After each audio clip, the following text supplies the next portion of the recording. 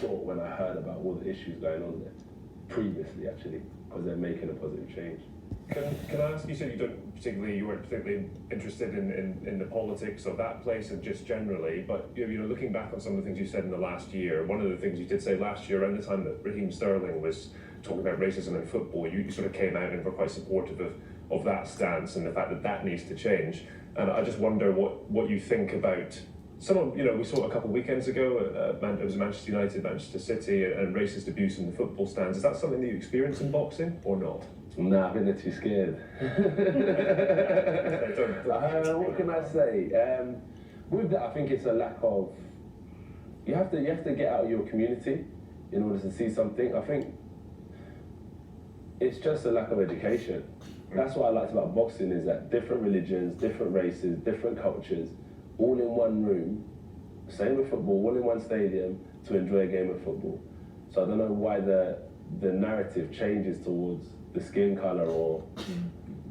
It's bizarre, isn't it? Because, we saw something yesterday, and I think we've got a picture of it in Italy. This is their anti-racism campaign in Serie A, saying, let's not be racist. And they've put up 3 photos. So it's saying that this relates back to the people you're being racist to a certain degree. They're trying to, their explanation of it is that they're flipping it back on itself. It's just that the people try and be creative in this era, but I think that it's a lack of understanding of the culture. So before anyone kind of makes a documentary, so let's say it's like an African Caribbean community that's taking racism, I think they should get African Caribbeans involved in the series so they can give it from a perspective from their issue, rather than having somebody who's not from that background and thinks, oh, we're doing a good thing by making this documentary. But if you're not from that background, you don't know how you're going to offend the people. So it's equality, inclusion is really important if you're trying to spread a message. It's not just about how I want to get the message across. It's about getting the people involved so you can send the right message and it becomes a more natural, realistic task. Are you surprised that racism still is rearing its head? Hey, beautiful spirits. Had to play that audio for a quick second. This is Myron Magnus in another segment of Boxing Logics United. The quick segment, or quick excerpt audio from Anthony Joshua's interview with Sky Sports 2 days ago proves to me why Anthony Joshua is, in many ways, in my eyes, the #1 man of boxing and boxing's #1 ambassador. 300%. From Naruto to the Tutor. Anthony Joshua is the best ambassador for boxing they can be. That there can be, without a freaking doubt. You know what I'm saying? In this world, you have objective and subjective. Okay? And subjective refers to personal perspectives, feelings, or opinions entering the decision-making process. And the key word is personal perspective. Personal feelings. Okay?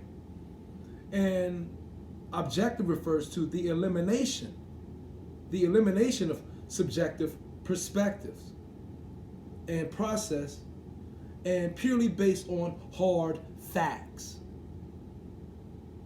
A decision made purely off hard facts. But you see, the thing is, this word fact is a very tricky word. And there's a lot of people misleading other people with facts. Facts can be skewed.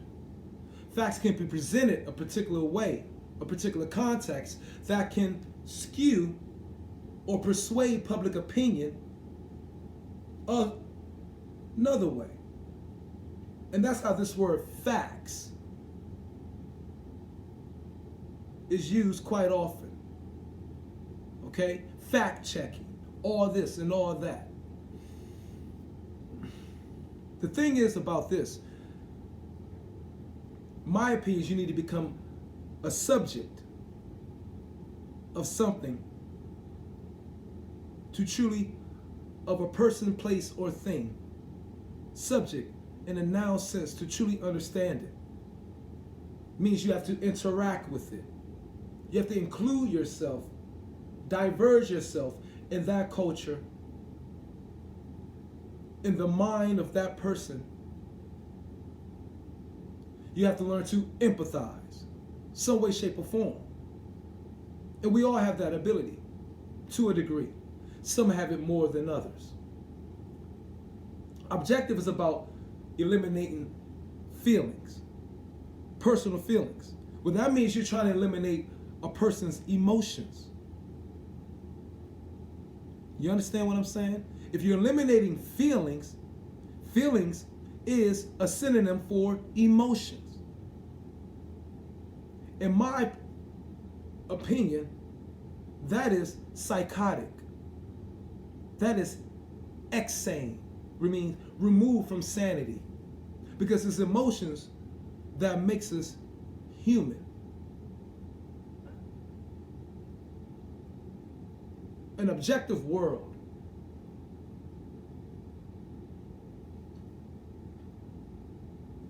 without emotions is a savage world. It's a horrible world.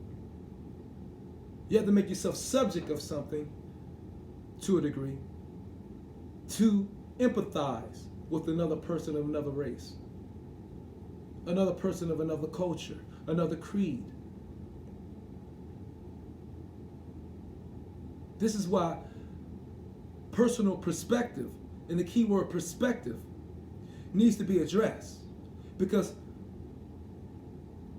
I always say, your experiences dictates your perception, and your perception dictates your perspective. So if you have a person who has very little experience with a personal group, a culture, a thing, then their perspective is more so objective rather than being subjective. Do you understand what I'm saying? If they don't have no experience with this, very little experience with this person, group, or thing, or culture, whatever, and they're looking at it from afar and just going off what they see or what is showed to them often enough that it sets as a fact in their mind, then that person's liable to make a bad decision because that person fell prey to propaganda, stereotypes, media agendas, or what have you. Anthony Joshua is telling you to empathize or give yourself the ability to empathize by making yourself a subject, including yourself in some way, shape, or form, interacting with the people, person, place, culture that you're trying to speak about or run an awareness ad or movement about. And Anthony Joshua is 100% correct.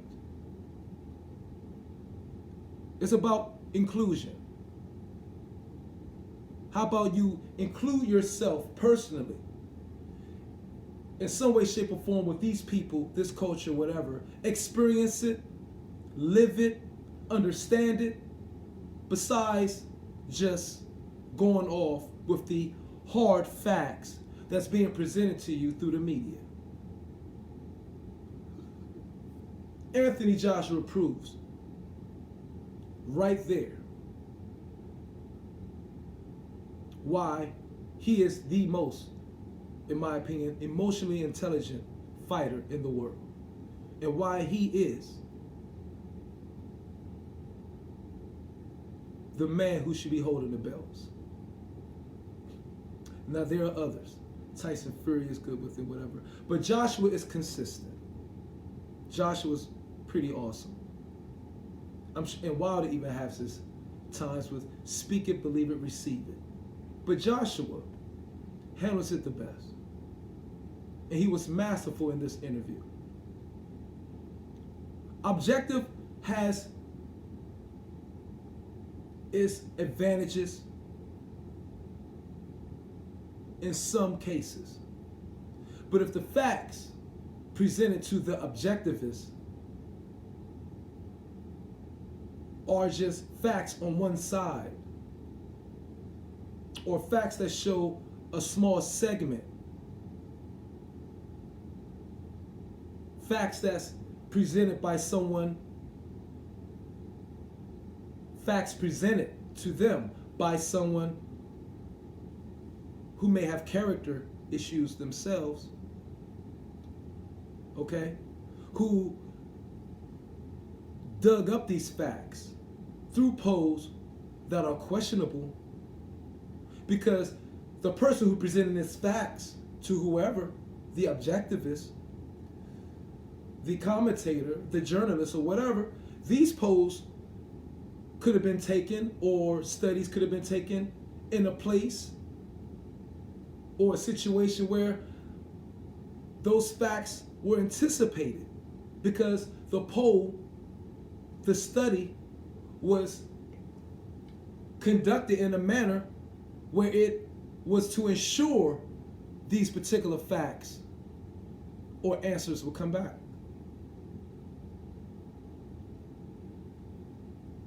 This happens all the time in the world. So facts are facts. They're technically supposed to be unbiased. But facts can be misleading.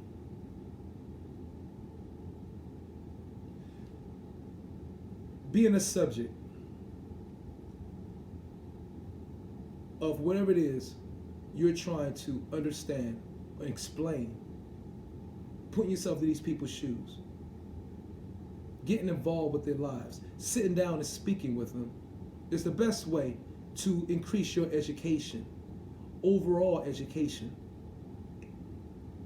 of the situation at hand with a group, a region, a religion, or whatever. Okay? So that you can represent this group, this region, this religion, or whatever properly, fairly, with empathy. Make yourselves a subject. Learn to empathize. Because Anthony Joshua understands this. Anthony Joshua has